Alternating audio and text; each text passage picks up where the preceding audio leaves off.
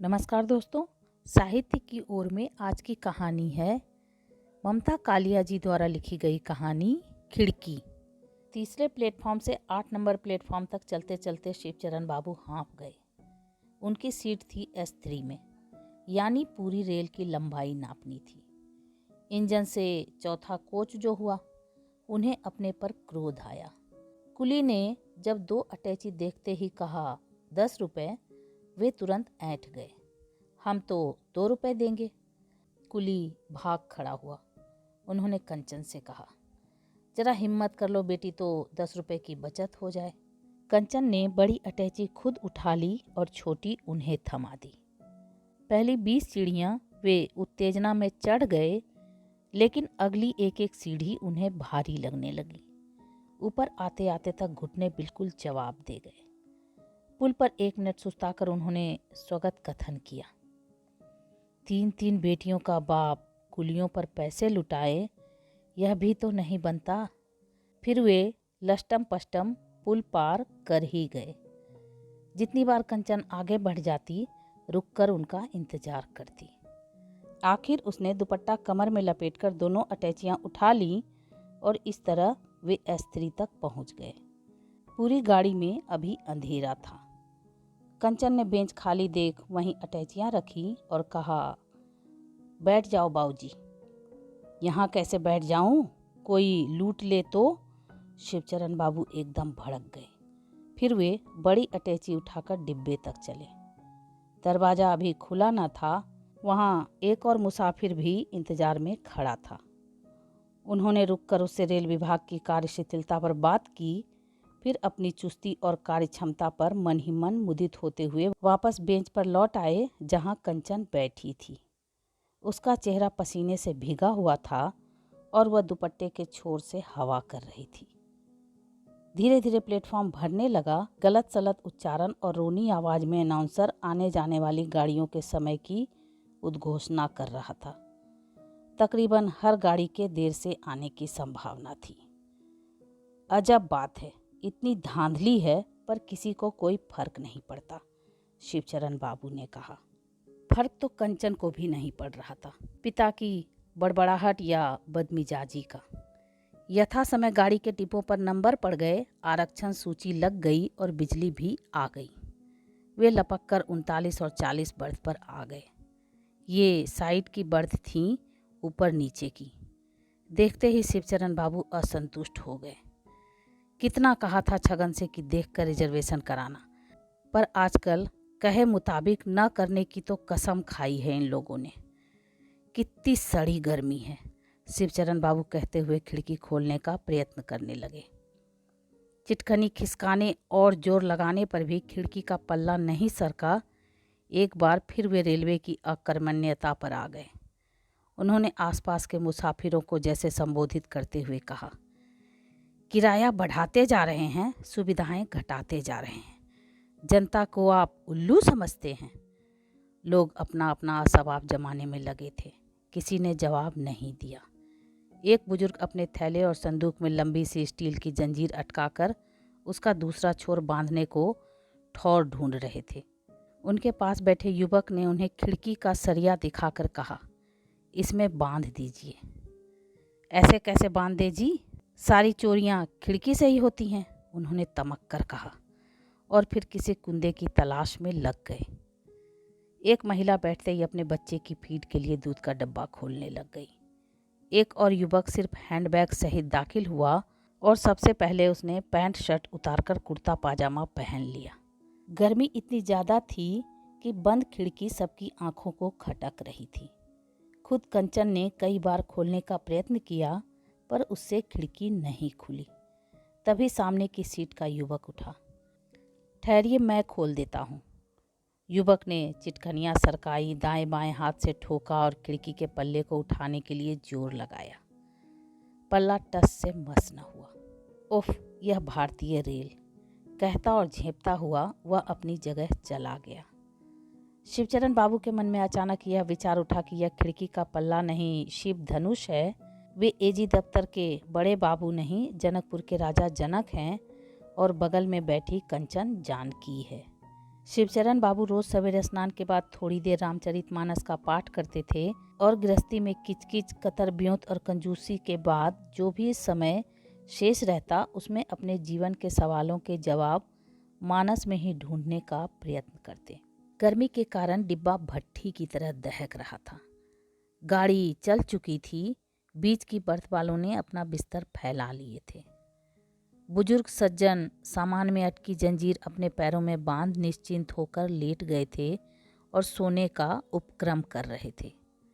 ऊपर की सीट से उतरकर एक लड़का बोला, इतनी गर्मी में आप खिड़की बंद किए बैठे हैं, हद होती है, आप खोलकर देख लीजिए, शिवचरण बाबू ने मुंह ही मुंह में मुस्कुराते हुए कहा। लड़का बड़े आत्मविश्वास से खिड़की पर झुका। उसने प्रोलाइन की टी शर्ट और बफेलो की जींस पहनी हुई थी। वह लंबा और स्वस्थ युवक था। खिड़की से जूझते समय उसकी बाहों की मांसपेशियां मचलती उछलती साफ दिख रही थी। खिड़की के पल्ले पर यथाशक्ति जोर लगाने की गरज से वह पिता पुत्री के बीच में जरा सी जगह में टिक गया और बड़े मनोयोग से संघर्ष में लगा रहा। खिड़की अपनी जगह से नहीं हिली। युवक ने झेंपकर कंचन की तरफ देखा। वह बदस्तूर दुपट्टे से अपने को हवा कर रही थी। क्षण भर को युवक को यह गर्मी, यह उमस अच्छी सी लगी। शिवचरण बाबू ने कहा, अपनी जगह जाइए, यह आपसे नहीं खुलेगी। मन ही मन तो वह कह रहे थे, अब जानी को माखै भटमानी, वीर बिहीन मही मैं जानू, तजहु आस निज निज गृह जाहू, लिखा न विधि वैदेही विबाहु।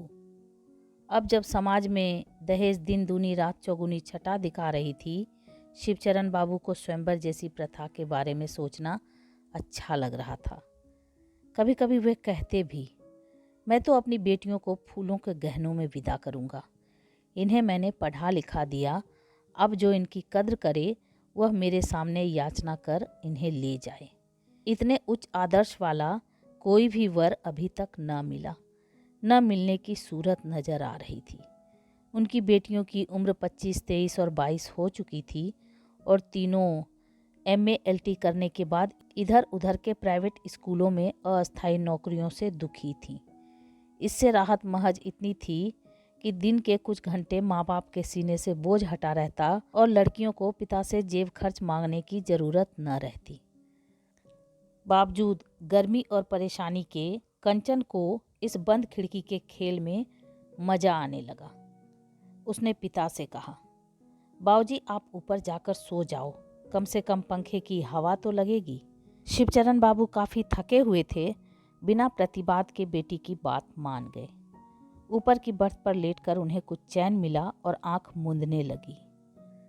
नींद तारतम्य में नहीं थी, फिर भी थी तो हिचकोलों से आंख खुलती तो एक बार झांक कर नीचे देख लेते। बिटिया अपने निरापद एकांत में सजग बैठी है, यानी सामान की रखवाली हो रही है। अलीगढ़ स्टेशन पर 2-3 सवारी चढ़ी। यह छात्रों की टोली लगती थी। एक लड़के की पीठ पर लाल रंग का रक्सैक था और हाथ में वाटर बॉटल। देखकर कंचन को प्यास महसूस हुई। उसे अपने पर झुंझलाहट हुई कि कंधे के थैले में गिलास तो 2 हैं, पर वाटर बॉटल लेकर चलना वह भूल गई। उसकी बर्थ पर एक युवक बैठा तो उसने संकोच से कहा, थोड़ा पानी देंगे?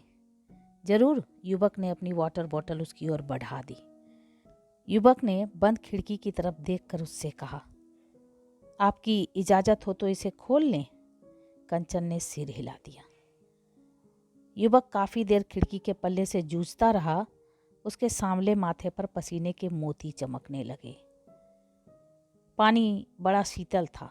वाटर बॉटल के स्टिकर पर नाम लिखा था AKAMU। कंचन ने बॉटल लौटाई। युवक ने वहीं खूंटी पर बॉटल लटका दी। आपको ऐतराज न हो तो मैं यहाँ कुछ देर बैठ जाऊं, कानपुर तक जाना है। कंचन ने फिर सिर हिला दिया। युवक ने आसपास के दृश्य पर नजर घुमाई। नीचे की बर्थ पर सोए बुजुर्ग के पांव में बंधी जंजीर देखकर वह हंस पड़ा। कंचन भी मुस्कुराई। रेशमी पाजेब, उसने कहा। कंचन शर्माई। आप पढ़ती हैं? पढ़ाती हूँ। माफ़ कीजिए, मैं अभी पढ़ता हूँ, इसलिए सारी कायनात मुझे स्टूडेंट ही लगती है। कंचन को अफसोस हुआ उसकी पढ़ाई इतनी जल्दी खत्म क्यों हो गई। उस युवक के साथी अभी खड़े ही थे।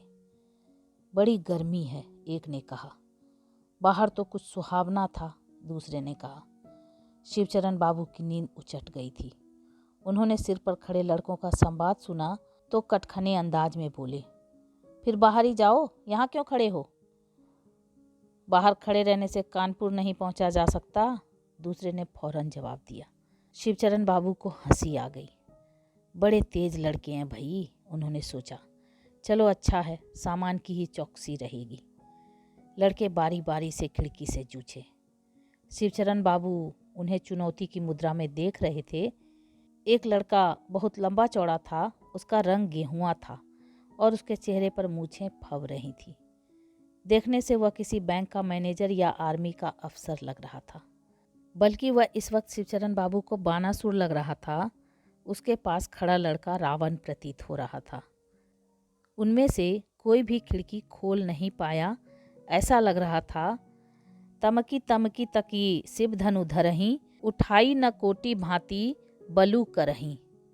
कुछ ही पल में लड़के हवा की तलाश में अगली खिड़की तक बढ़ गए। एके वहीं बैठा रहा। शिवचरण बाबू की आंख फिर लग गई। एके इस बीच विस्तार से कंचन को बता रहा था कि वह अलीगढ़ मुस्लिम यूनिवर्सिटी में थीम ऑफ एलियनेशन इन रामायण पर अंग्रेजी में रिसर्च कर रहा है। इस कोण से राम कथा का विश्लेषण कंचन के लिए एक नई चीज थी। एके ने बताया, राम कथा का हर पात्र एकाकी है। राम पत्नी के बिना वन में, सीता राम के बिना लंका में, भरत स्थानापन्न राजा के रूप में अयोध्या में, लक्ष्मण उर्मिला के बिना और उर्मिला पति के बिना राजमहल में, कौशल्या बेटे के बिना एकाकी है। यहाँ तक कि दशरथ भी अजनबी की मौत मरते हैं। कैकेयी पूरे समाज से तिरस्कृत अकेली है। यहाँ तक कि रावण भी अपने एक पक्षीय सम्मोहन में एकाकी है। एलियनेशन के सूत्र पाश्चात्य साहित्य में ढूंढने की बजाय भारतीय साहित्य में ढूंढे जा सकते हैं। राम कथा में विनय और भक्ति के अलावा बड़ी गहरी और बहुस्तरीय अंतः कथा है जिस पर लोगों का ध्यान नहीं जाता। कथावाचकों ने उसको एक सरलीकृत रूप दे दिया है, जबकि यह एक जटिल कथा है। कंचन चकित प्रभावित इस शोध छात्र की व्याख्या सुन रही थी। वह एक बहुत नए, अछूते, अद्भुत अनुभव से गुजर रही थी। रेल की खिड़की तो ज्यों की त्यों बंद थी, पर कंचन को लगा एक एक की बातों से उसके दिमाग की बंद खिड़कियां एक एक कर खुल रही हैं। इतने दिनों की जड़ता जैसे चरमराकर खत्म हो रही है। कानपुर आने वाला था। एके ने अपना पता कंचन को दिया, कंचन से उसका पता लिया। आप पढ़ाना छोड़कर फिर से पढ़ना शुरू कीजिए। मैं आपका सिनॉप्सिस तैयार करवा दूंगा, बल्कि स्कॉलरशिप दिलवाने में भी दौड़ भाग कर लूँगा। कंचन पुलकित हो गई। उसे लगा गाड़ी एक नई दिशा में, नए मुकाम की ओर बढ़ रही है। इस वक्त उन दोनों को न गर्मी सता रही थी, न भीड़। एके को लगा यह प्रयागराज एक्सप्रेस कुछ ज़्यादा ही तेज चल रही है, इतनी जल्दी कानपुर नहीं आना चाहिए था। चलते चलते उसने कहा, रामायण पर लाख शोध कर लूं, पर यह खिड़की तो मुझसे नहीं खुली। पता नहीं आप क्या सोचें। मुझे तो ऐसा नहीं लगा कि खिड़की नहीं खुली, कंचन ने संकोच से कहा।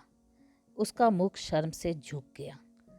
उसे अपने भविष्य की खिड़की खुलती नजर आ रही थी। उसने तय किया वह घर जाकर सबसे पहले अपनी किताबों पर पड़ी धूल साफ करेगी। तो ये आप सुन रहे थे ममता कालिया जी द्वारा लिखी गई कहानी खिड़की, रेनू की आवाज़ में। ऐसी अद्भुत कहानियों को सुनने के लिए मेरे चैनल को सब्सक्राइब करें, लाइक करें और शेयर करें। और हाँ, कमेंट करके ज़रूर बताएं कि आपको ये कहानी कैसी लगी। Thank you.